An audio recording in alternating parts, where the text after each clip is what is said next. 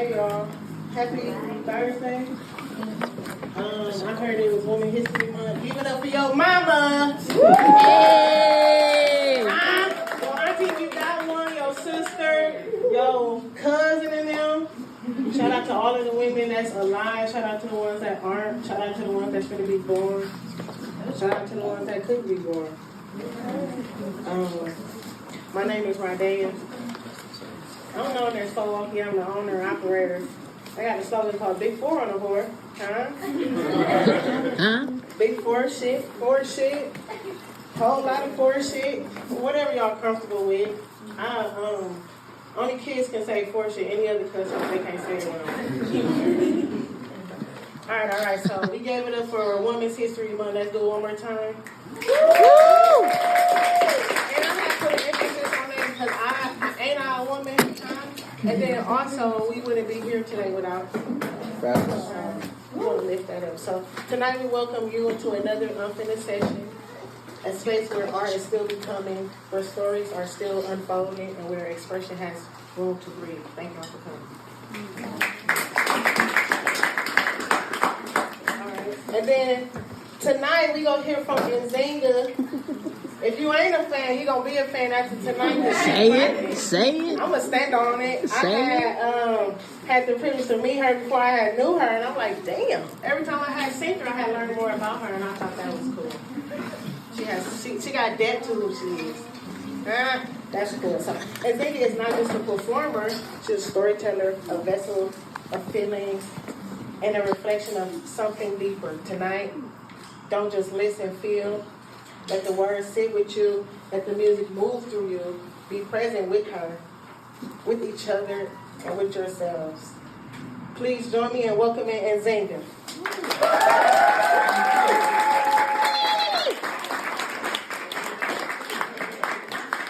So, how has community shaped your growth as an artist, and how do you hope your art gives back to that? First of all, I didn't even take in the room. Hi, y'all. Thank you all so much for being here and for sharing your Thursday with me.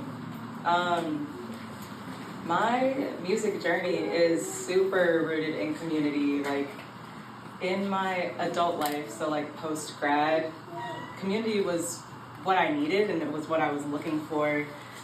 In general, just like with the turbulence of life, like I needed to just get back to what little me loved to do, and little me loved to sing and loved to play my guitar.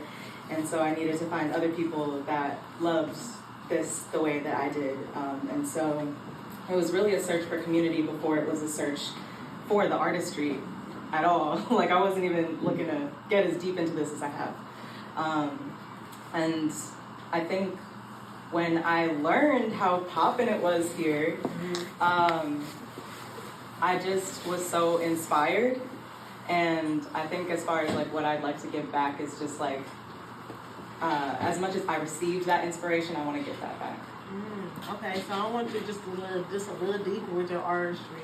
How do you want to give back by way of this form of art? And then I'm gonna ask another question for that form. Okay. Yeah. Like by way of, what do I want to give back by sharing my music? Yeah. Yeah. I guess in another way of saying like, I was given inspiration and I was receiving inspiration. I want to give it. I was feeling a lot of positive reinforcement and energy. And I feel like, especially in spaces where we are kind of gathering in search of like a better feeling,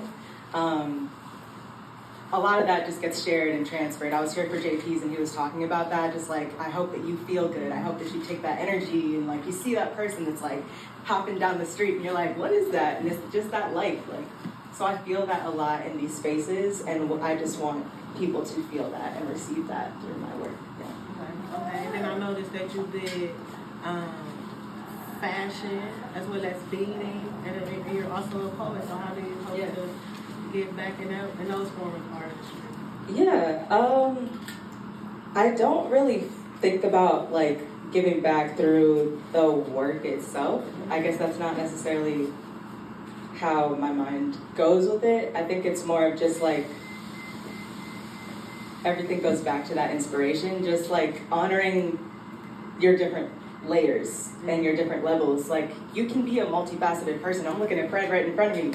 Mr. Sir, he sings, he raps, he's got his camera all the time. Like, you can honor those different layers of yourself, and I choose to do that by not only, singing and playing guitar, but also, like, I don't want to get so deeply into one thing that I fall out of love with it, and I think that's why I kind of spread my seeds across different, like, creative platforms.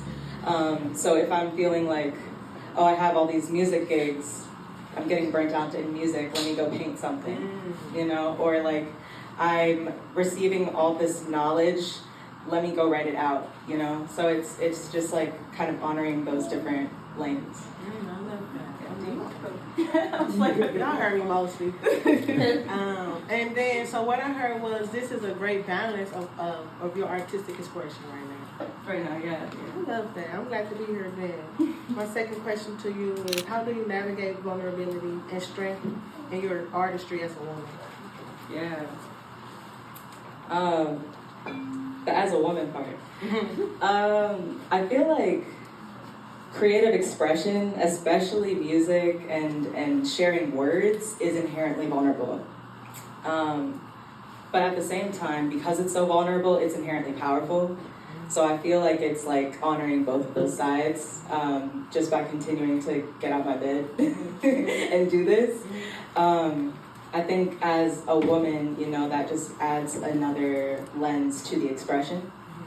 And just kind of honoring, like, my perspective, honoring my emotions, validating and saying, like, yeah, it's totally okay that I cried because I was really impacted by whatever, or like, maybe it's gonna take me a bit longer to process this thing, and art is how I do that. So I think my womanness and my creative expression are super intertwined, because it's literally my personhood. I'm learning myself as I'm learning this, and all of that is super vulnerable, and I'm deciding to share it. But again, I think that goes back to just like, it's a powerful thing to do. I feel like I've grown so much in my confidence. People who've seen me from my first open mics, I was literally on the floor, y'all. Like, y'all don't understand. Lights off, under the lights still on. That's your bio now. Yeah. But no, like, at my first open mic, I was so nervous that I didn't even stand. Like, I was like, could I have a chair or something? There was no chair, so I sat on the floor and I did my thing. And like, kind of getting from that literal human natural progression of like, you can't use your legs to stand, so you're gonna sit, and then you're gonna crawl, and then you're gonna stand, and then you're gonna walk, and then, like, it lends itself kind of directly in the artist journey for me. I love that. Shout out to the timeline and the growth. This is definitely a beautiful representation of your artistry right now as a woman. Absolutely. All right, this is my last question. And then, because it's not 4, I'm going to open it up to one of y'all. So raise your hand. And then I'm going to do like this. So it's fair. What do you hope other women in the audience feel or take away from your performance tonight?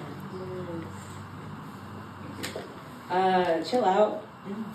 I think that's first. It's really turbulent right now. There's a lot going on. We're trying to process it and work and pay our bills and all that. And I think this set, unintentionally, but like it worked out, was just kind of designed to be a resting space. So like, breathe, relax, like enjoy it. I think it goes back to that spirit of inspiration as well. If there's anything that you hear, that you see, that you experience, any conversation, like it's bigger than the music, right? Like talk to each other, please. I hope it inspires you to continue to lean into whatever it is that feeds you, like whatever little you couldn't stop talking about. Because little me apparently didn't sound that good in the beginning. I was very loud and screaming in the house. I was told, I don't know. And then I grew into it because it's something that I love to do. So, honor that. And I think that's everything. Thank you. I just want to say I love you here. Okay, raise your hand if you got a question. Man, I'm finna call on somebody. Raise your hand. Okay, me. How often do you cry when you sing by yourself? Oh, that's beautiful. The question was, how often do you cry when you sing by yourself? Like, that is a beautiful question. It's also like loaded, low-key. I cry a lot, like instruments and like raw, unfiltered music like this. So I know that in your genre, I know it moves me, but I'm just always intrigued to know if that's like in your rawest moment, but to it from myself. Yeah. Thank you for that question.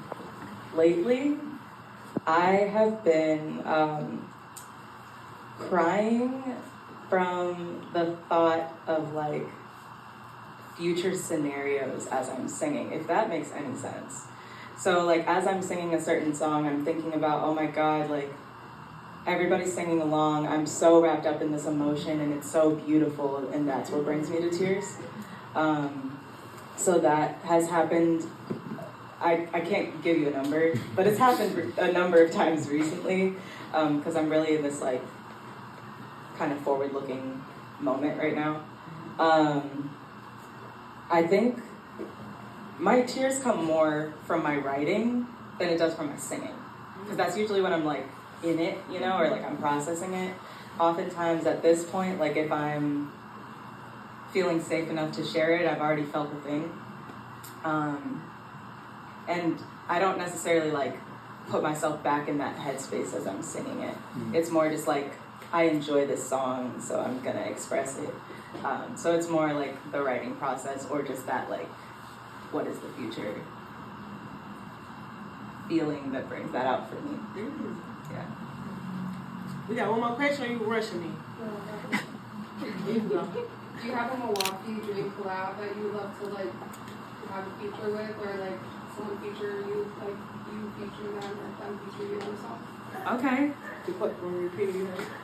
Dream collab. Or Milwaukee dream collab. Milwaukee dream collab.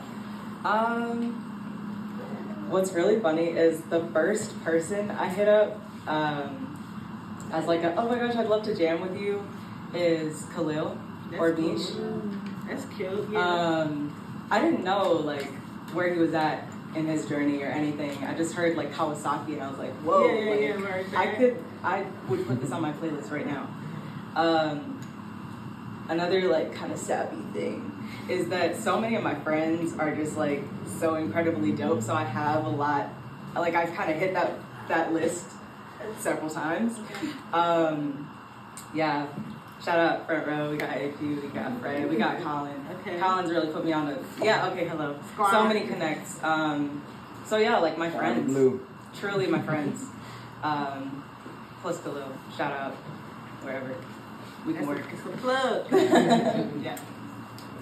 All right. We ain't gonna hold y'all no more. So give it up for Nzinga. Woo, woo, woo.